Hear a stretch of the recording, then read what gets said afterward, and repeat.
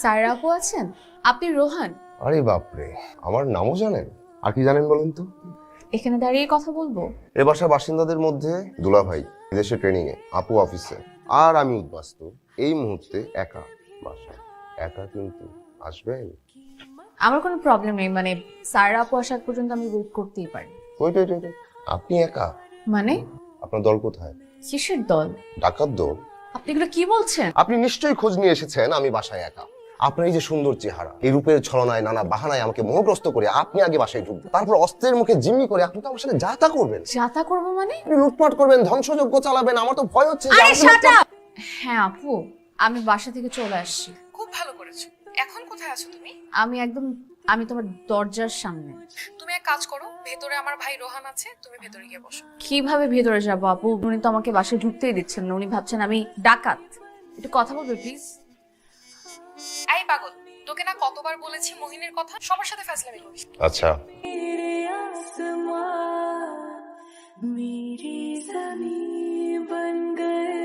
পানি খান। আপনি কি কোনো মহা সংকটে পড়েছেন? আমাকে বলুন, ঘটনা কি? আপনি কি বাড়ি থেকে পালিয়েছেন? আচ্ছা ঠিক আছে, গল্পটা বুঝিয়ে বলি। গল্পটা হচ্ছে আপনার বাড়ি থেকে বিয়ে ঠিক হয়েছে, কিন্তু আপনি এই বিয়ে করবেন না, তাই আপনি বাড়ি থেকে পালিয়েছেন প্রেমিকের জন্য। কিন্তু প্রেমিক লাপাত্তা, তাই তো? আমি একজন উক্তি লেখক, আপনার প্রেম প্রেমিক এসব ব্যাপারে আমাকে বলতে পারেন, তাহলে কিন্তু আমি আপনার প্রেমিকের সাইকোলজিটা ধরতে পারবো। আপনি কি জানেন আপনি অনেক বেশি কথা বলেন? আমি তো প্রশ্ন করছি, প্রশ্ন করতে হবে না? জানতে হলে প্রশ্ন করতে হবে। আপনি আপনার প্রেমিক সম্পর্কে বলেন, আমি বুঝতে পারবো তার মোটিভ কি, তার এই ব্যাপারে তার। দেখছি।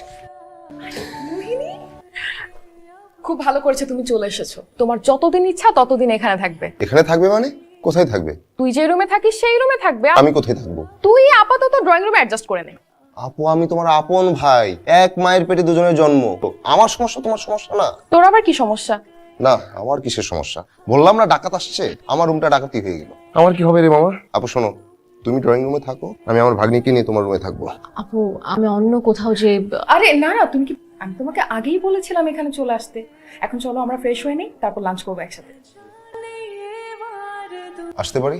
হ্যাঁ প্লিজ, আপনারই তো রুম। আমি না আপনার রুমটা দখল করে নিলাম।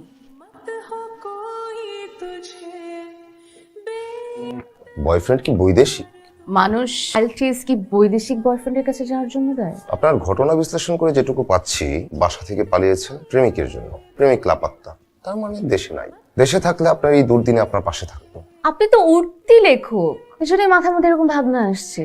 আপনি একটা কাজ করেন, একটা মেয়ে স্ট্রাগল করে আইএলটিএস দিচ্ছে, তার বৈদেশিক বয়ফ্রেন্ডের কাছে যাওয়ার, একদম ফাটাফাটি একটা গল্প হবে। আমি গল্প লিখলে তো ফাটাফাটি হবেই, কিন্তু প্রথমে লিখবো ডাকাতের গল্প। একটা ডাকাত কি করে আমার রুমটা দখল করে নিল। মেয়েটা অনাহূত অতিথি হয়ে এসে আমার সংকট মনে হয় বাড়িয়েই দিল। রুমটা সত্যিই জবরদখল হয়ে গেল, অথচ বাবার বাসা থেকে চলে আসার পর ওই রুমে বসে লেখার অভ্যেসটা আমার হয়ে গিয়েছিল। আবার খুব শীঘ্রই যে রুমে ফিরতে পারবো তারও কোনো নিশ্চয়তা পাচ্ছি না। সুতরাং বুঝতেই পারছি, উপযুক্ত পরিবেশে নির্জনতার মাঝে এই বাসায় বসে সাহিত্য চর্চা করা আমার জন্য এখন সম্ভব না, কারণ প্রতিকূল পরিবেশে আমি লিখতে পারি না। তবে আগামী বইমেলায় আমার রচিত বই যেভাবেই হোক বের করতেই হবে। যাই, আমাকে একটা ব্যবস্থা নিতেই হবে। ভাই ওই যে একটা ওয়াফল বেল এখানে বসে আছো, কিছু অর্ডার করছো নাকি? কিভাবে অর্ডার করবো রাফি ভাই? হাত ফাঁকা, কিছু টাকা দিন। বিল তো এখনো হয় নাই। ঋণ দেন, বিলের সাথে সমন্বয় করে দিয়ে দিব। তোমার আবার কি সমস্যা হলো? নতুন বাসায় উঠবো, বোর্ডের বাসায় ফ্রি থাকো, ফ্রি খাও, টাকা খরচ করে নতুন বাসায় নেবা কেন? লেখার পরিবেশ নাই। আগামী বইমেলায় কিন্তু আমার উপন্যাসটা বের করতেই হবে রাফি ভাই। এক অনাহূত অতিথি আমার রুমের জবরদখল নিয়েছে। কে সেই দখলদার তোমার রুম দখল করে? দুনিয়াতে দখলদারের অভাব আছে বলেন? আবার হাতও ফাঁকা। রাফি ভাই, আজকাল নাকি নাটকের ভালো গল্প পাওয়া যাচ্ছে না। আপনার তো ওই অঞ্চলে ভালো পরিচিতি আছে, তুমি ম্যানেজ করেন, আমি গল্প দিই। আচ্ছা ঠিক আছে, দেখি। আগেই বলে রাখি, আমি কিন্তু টাকা পয়সা দিয়ে বই বের করবো না। আচ্ছা ঠিক আছে, আগে লেখাটা শেষ করো, আর বিল আসলে আমি তোমারে খবর পাঠাই দিব। এখন কিছু দিয়ে যাবেন না? বললাম তো হাতে টাকা নাই, আসলে পাঠাই দিব। ভালো থাকো। দাঁড়ান, হেঁটে যাবেন? টাকা তো নাই সাথে আপনার, রিক্সা নিয়ে চলে যান। বাবা এভাবে বলো না তো প্লিজ, আমিও তোমাকে ভালোবাসি। তুই চলে আয়। আমি আসতে পারবো না বাবা, আমি এখন আইএলটিএস দিব, তারপর আমি একটা বাইরের ইউনিভার্সিটির জন্য অ্যাপ্লাই করব। আপনি এখানে কখন আসলেন? এই তো একটু আগে। আপনি কোন দেশে যাচ্ছেন? আপনার কল্পনায় আমাকে যে দেশে নিয়ে যাবেন? আমি কিন্তু সিরিয়াসলি বলছি। আমার বয়ফ্রেন্ডের কাছে যাচ্ছি কিনা সে কথা তো সিরিয়াসলি জিজ্ঞেস করেছিলেন। তা কতদিন লাগতে পারে? আমার যাওয়া নিয়ে মনে হচ্ছে আপনি কিছুটা চিন্তিত। কিছুটা না, অনেকটা। অনেক অনেক চিন্তা হয় তোমাকে নিয়ে। কোন দেশে যাচ্ছ তুমি? হাড় হিম করা বরফের দেশে, পেঙ্গুইনের বেশে, নাকি তপ্ত গরম মরুভূমির দেশে, বেদুইন কোনো কাফেলার বেশে? যাবে যাও, জেনে রেখো, অতি ঠান্ডা, অতি গরম এবং অতি ভালোবাসা, অতি সবকিছুই আমার শত্রু। তাহলে কি আমার শত্রুর সাথে তোমার আগামীর বসবাস? আপনার গার্লফ্রেন্ড কি দেশে বাইরে থাকে? আহা, মাত্র কবিতাটা বানালাম। এখানে প্রেমিকা আসলো কোত্থেকে? প্রেমের সাথে আমার বিদ্রোহ, আমার প্রেমিকা নয়। কেন? কারণ প্রথম যখন প্রপোজ করলাম, মেয়েটা আমাকে কি বললো জানেন? আমার কবিতা লেখা যাবে না, সাহিত্যের সাথে কোনো রকম যোগাযোগ থাকবে না আমার, আমাকে চাকরি করতে হবে বা বিজনেস। এর জন্য কি আপনাদের ব্রেকআপ? প্রেমই তো হয় নাই। শোনেন, সাপোর্টিভ সঙ্গী, সাপোর্টিভ ফ্যামিলি যদি না থাকে তাহলে শিল্প সাহিত্য আপনাকে দিয়ে হবে না। তাই আমি দুটা থেকেই বিচ্ছিন্ন হয়েছি। বুঝতে পেরেছি। মোহিনী, তাড়াতাড়ি আসো, আমার অফিসের দেরি হয়ে যাচ্ছে।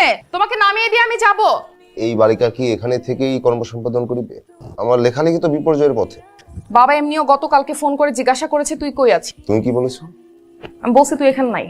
এই বালিকার জন্য তুমি তোমার আপন ছোট ভাইকে পর করে দিচ্ছ? বালিকা উড়িয়া যাইবে, ভাই টিকিয়া থাকিবে। তোর এসব কাব্যিক কথাবার্তা আমাকে শোনাস না। I am ready.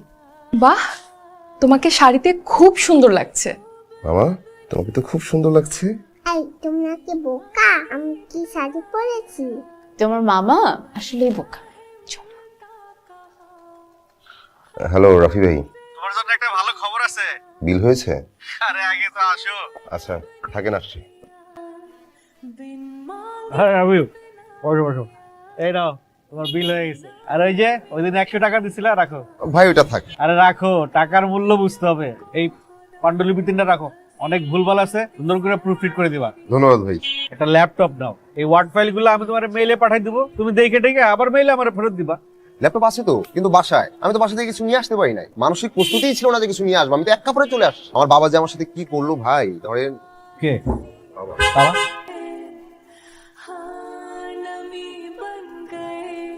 গর্ধপটা এখানে কি করে? তো থাকার কথা নির্জন পাহাড়ে, সমুদ্রের ধারে। জি আঙ্কেল, এটা সত্য বলেছেন। আপনি কে? আঙ্কেল আমি অনামিকা প্রকাশনীর স্বত্বাধিকারী। আপনি তাহলে নাটের গুরু। ওর মাথায় বই লেখার পোকা আপনি ঢুকিয়েছেন। আঙ্কেল কি যে বলেন, এটা কি কারোর মধ্যে ঢুকে দেওয়া যায়? এটা তো ভেতর থেকে আসতে হয় আঙ্কেল, এটা তো সাহিত্য চর্চা। তো সাহিত্য চর্চার জন্য কি বাসা থেকে বের হয়ে আসতে হবে? আমি বের হইনি, আমাকে বের করে দেওয়া হয়েছে। মানুষ অন্য কাজের পাশাপাশি সাহিত্যও করে। এই ঘ্যানোর শুনতে চাই না বলে আমি বের হয়েছি। অন্য কোনো কিছুর পাশাপাশি শিল্প সাহিত্য হয় না। আমি সাহিত্য করছি, সাহিত্যই ঠিকঠাক করব। ঠিক আছে, আমি আমার সমস্ত সম্পত্তি কন্যাকে দিয়ে দেবো। মানুষের বেঁচে থাকার জন্য অনেক অর্থের প্রয়োজন নাই। আমার যতটুকু প্রয়োজন তা আমি লিখেই আয় করতে পারবো। কি আপনার সাথে থাকে? রাফি ভাই, ভয়ের কিছু নাই। আপনি সত্যিটাই বলেন, আমি আপনার সাথেই থাকি। হ্যাঁ গেল, আমার সাথে থাকে। এটা একটা আশ্চর্য ব্যাপার, এটা অবাক করা ব্যাপার যে আমার বাবার মতো মাথা মোটা লোকের ঘরে আমি সাহিত্যিক হয়েছি। এখানে থাকাটা ঠিক হবে না, আমি যাই। আচ্ছা রোহান, তুই তো বললি না কি জন্য আজকে কাচ্চি খাওয়াচ্ছিস আমাদেরকে। এই যে আজ ওনার চাকরি হয়ে গেল, থ্যাংক ইউ। আমিও আমার একটা বিল পেয়ে গেলাম। কি আসলো? আচ্ছা আমি দেখছি। বাবা আপনি? আমারও তো ওই একই কথা। আপনি এখানে কেন? আপনি না আপনার ওই কোন সত্ত্বাধিকারী এর বাসায় থাকেন? তারা তুই না বললি যে ও ওখানে থাকে না? বাবা হয়েছে কি আসলে, ও না আজই এসেছে।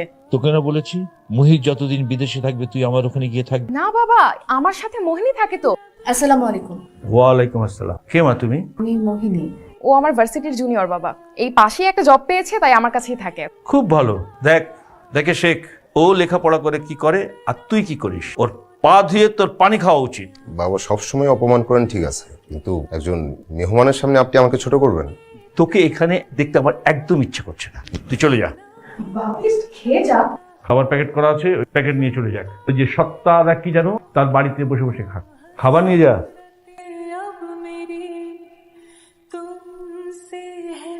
বাবা এইভাবে ওকে না বের করে দিলেও পারতা। ওকে আশকারা দিও না, তুমি কষ্টটা টের পেতে দাও, না হলে গদায় লস্করি করে জীবনটা গড়বড় করে দেবে। কি বলো মা তুমি?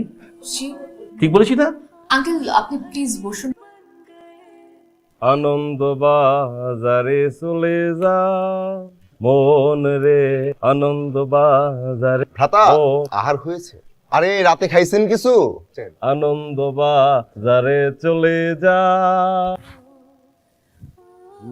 একসাথে খাওয়ার মধ্যে কিন্তু আনন্দ আছে। দিবেজন আমার উনিও একই কথাই কয়, এক লগে খেলে নাকি মোহাব্বত বাড়ে। আর আনন্দের কথা তো আপনি কইলেনি। আপনার উনি এখন কোথায়? গ্রামে রাখতে ভাইজান বাপ মা আছে তো।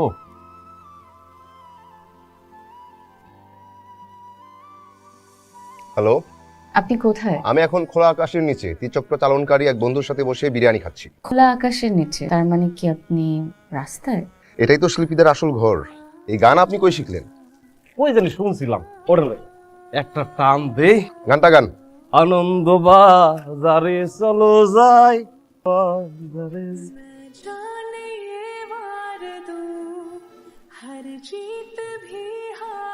আপনি?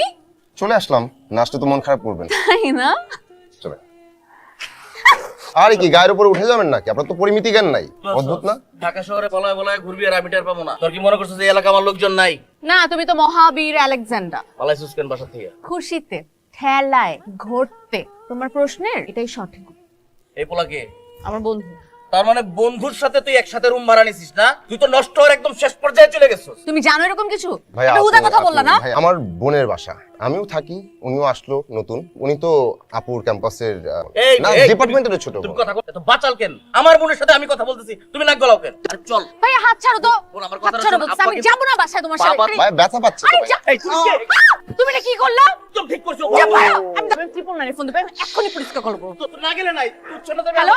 আর পুলিশে কল দেওয়ার কি আছে? পুলিশে তোমাকে ধরে দিব। হ্যাঁ, পুলিশে ধরে দেব। এখন এসে তো 7 নম্বর সেক্টরে। দেখেন তো কেমন হলো। আপনি কষ্ট করতে গেলেন কেন?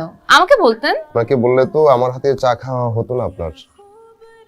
আপনাকে একটা কথা জিজ্ঞেস করি। হুম। এখন তো বাসায় কেউ নেই, আপনি একদম একা। আপনি বোন অফিসে, আপনার বাবা যদি এসে আপনাকে আর আমাকে একসাথে দেখে ফেলে তাহলে কি হবে? বাবা তো মনে হয় আপনাকে ভীষণ পছন্দ করেন, নির্ঘাত বিয়ে দিয়ে দিবে। কি বলেন কি? হ্যাঁ, সম্ভাবনা আছে। কিন্তু আপনি তো প্রেম, বিয়ে এসবের সাথে বিদ্রোহ করেছেন। তারপরও সাপোর্টিভ পার্টনার পেলে বিয়ে করেও ফেলতে পারি। তাই নাকি? আচ্ছা, ধরেন আমাদের বিয়ে হয়ে গেল, তখন আপনার ভাই কি করবে? আমাকে তো পুলিশে ভয় কিচ্ছু বলতে পারবে না, নিজে নিজে পাগল হয়ে পাগলা গারোতে চলে যাবে। আচ্ছা, আপনি কিন্তু বললেন না যে কেন বাসা ছেড়ে আসলেন। আমার ভাইয়ের একটা ফ্রেন্ড আছে যার সাথে আমার ভাইয়া বিজনেস করে, প্রচুর টাকার মালিক। লোকটাকে আমার একদম পছন্দ না, এটা জানা সত্ত্বেও আমার ভাইয়া, আমার ভাবি এবং কি আমার বাবা সারাদিন তার গুণগান আমার সামনে গাইতে থাকতো। আমার একদম অসহ্য লাগে এগুলো। ইগনোর করলেই পারেন। ওনাকে তো ইগনোর করতেই পারি, ফ্যামিলিকে কিভাবে ইগনোর করবো বলেন? আমি ফ্যামিলিকে যখন জানাই যে আমি আসলে বাইরে পড়তে যেতে চাই, এটা আমার ভাইয়ের ফ্রেন্ড জানার পরে আমার ভাইয়াকে সে অফার দেয় যে আমি বাইরে যেয়ে চাকরি করে আর কত টাকাই বা কামাবো, তার থেকে 4 গুণ বেশি টাকা উনি আমাকে ওনার অফিসে দিবে, আর আমাকে বাইরে পড়তে যেতে দিবে না। ভীষণ বড় লোক মানুষ। আমাদের দুজনের মধ্যে কি একটা অদ্ভুত মিল, তাই না? দুজনই বাসার যন্ত্রণায় অতিষ্ঠ হয়ে একদম গৃহত্যাগী। আসলে আমরা নিজেদের মতো করে বেঁচে থাকতে চাই, এতটুকুই তো। একটা মিনিট, বাবা কল দিচ্ছে। বাবা, কি হয়েছে? কবে থেকে? তুমি কোন হসপিটালে আছো? এক্ষুনি যেতে হবে। বাবা, বাবা তোমার কি হয়ে গেল? আমি ঠিক আছি রে মা, তুই অস্থির হোস না। তুমি কেমন ভাই? তুমি একটা বার আমাকে জানাবা না? আমি তো ভেবেছি তুই আসবি না। তুই যে হাসপাতালে আসছিস অনেক খুশি রে মা। ডাক্তার বলেছে বাসায় নিয়ে ঠিকমতো যত্ন করলে ঠিক হয়ে যাবে। কিন্তু বাবার যে শরীরটা ভালো না, আর বাবা চান বাবা সুস্থ থাকতে থাকতে যাতে আমার বিয়েটা হয়েছে। আমি কখনো প্রেম করি নাই, কিন্তু ইদানিং মনে হচ্ছে যে কারোর জন্য আমার একটু অনুভূতি তৈরি হচ্ছে। অনুভূতিটাই আসল। আপনি কি একদমই বিয়ে করবেন না? করতেও পারি, যদি আমার মনের মতো কাউকে পাই, সে আমাকে বুঝবে। পাননি না? পেয়েছি, মনে মনে। প্রকাশ করতে চাচ্ছেন না? প্রকাশ করে আর কি ফায়দা? আপনার তো বিয়েই হয়ে যাচ্ছে। বাসায় বলবো আপনার কথা? সত্যি? না হলে কেন আমি আপনাকে এখানে ডাকবো?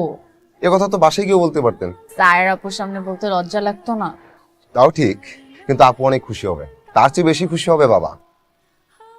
ভাইয়া, আমি বিয়ের জন্য রাজি। আলহামদুলিল্লাহ, আমি খুব খুশি হয়েছি রে মা, খুব খুশি হয়েছি। বোন, কি যে ভালো লাগতেছে ভাষায় বুঝাইতে পারবো না। আমি অলরেডি ওদের সাথে কথা বলে রেখেছি, ওদের ফ্যামিলি আমাদের বাড়িতে কবে আসবে না আসবে এটাও তো ওদেরকে জানাতে হবে। কারা আসবে রে মা? ভাইয়া, তুমি তো রোহানকে দেখেছো। মানে ওই রাস্তার ছেলেটা? বাবা আমাকে বিয়ে করার কথা বলেছে, ঠিক হলে তো ওকেই বিয়ে করবো। বাবা তোকে বিয়ে করতে বলছে, কিন্তু ওই রাস্তার ছেলেটাকে না, ফরিদকে বিয়ে করতে বলছে। বাবা, এটা কি কি বলছো? তুমি কিছু বলছো না কেন? না, তুমি আমাকে বিয়ে করার কথা বলেছো, এটা ফরিদ কোথা থেকে আসলো? দেখ রে মা, সে আমাদের অনেক উপকার করেছে। তোর ভাইয়া ওর কাছ থেকে 50 লাখ টাকা নিয়ে ব্যবসায় লস করেছে। তুমি বলতে চাইছো এই 50 লাখ টাকার জন্য তুমি তোমার মেয়েকে বিক্রি করে দিচ্ছ? ও যদি তোকে বিয়ে করে তুই রাজরানী হয়ে থাকতে পারবি রে মা।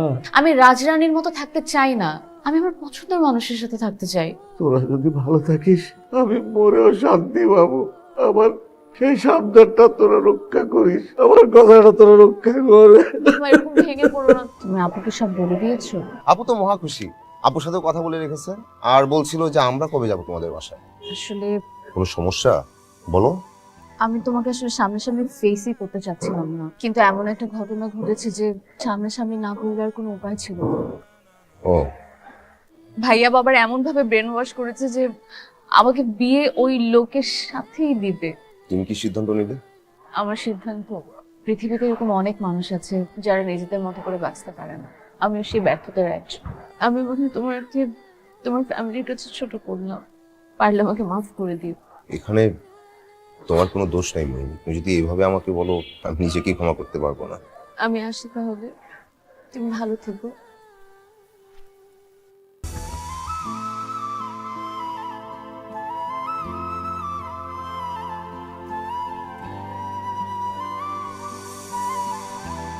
এক্সকিউজ মি, আমাকে একটা কফি দিবেন, ক্যাপুচিনো রেগুলার। গোলাকার পৃথিবী, আমাদের দেখা হয়ে গেল। কেমন আছেন? এখানেই থাকা হয়? না, চিটাগং থাকি, মিটিং এর জন্য আসা, বাবার ব্যবসাটা দেখছি। আঙ্কেল কেমন আছেন? বয়স হলে যেমন থাকেন, প্রায়ই অসুস্থ হয়ে পড়েন, বাট এখন বেটার। আঙ্কেল কেমন আছেন? মাই বাবা পাস্ট অ্যাওয়ে। সরি। আচ্ছা, আপু কেমন আছেন? সেও চিটাগং। লেখালেখি করা হয়? এখন হচ্ছে না। কেন? আপনার বেটার হাফ কি মানা করেছে? তোমার সংসার কেমন যাচ্ছে? আলহামদুলিল্লাহ ভালো। জানেন, খুব শখ করে দুটো স্কুল দিয়েছি। স্কুলে অনেকগুলো বাচ্চা পড়ে, এই বাচ্চাগুলোকে নিয়ে আমার সংসার। তোমার ভাইয়া? ভালো আছে, কিন্তু আমি ভাইয়ের সাথে থাকি না, একাই থাকা হয়। ওই ভীষণ বড়লোক লোকটা? ভীষণ বড় লোকের সাথে বিয়ে হওয়ার দুদিন আগে বাবা মারা যান। তারপর ভাইয়ের সাথে জোর করলেও আমি বিয়েটা আর করি না। আমাকে জানাতে পারতে। কি জানাতাম আপনাকে যে আমার বাবা মারা গেছে, চলুন আমরা বিয়ে করে ফেলি। আমরা সময় নিতাম। পালিয়ে বিয়ে করার জন্য। তারপর কিছুদিন পর আমি মাস্টার্স করতে বাইরে চলে যাই। 1 বছর হয়েছে যে আমি দেশে আছি। আচ্ছা, আমার কথা বাদ দিন, আপনার কথা বলুন। আপনার স্ত্রী আপনাকে বোঝে? বিয়ে করিনি, আমার মন মতো। এখনো পাননি? 30 মিনিট আগে হলেও বলতাম, পাইনি, এখন বলতে পারছি। তুমি এখনো আগের মতো কি সুন্দর করে কথা বল। শোনো, লেখালেখিটাতে আবার মনোযোগ দাও। কেউ যদি আমার কিছু কাজ, কিছু ব্যস্ততা তার ধরে নেয়, তাহলে শুরু করতে পারবো।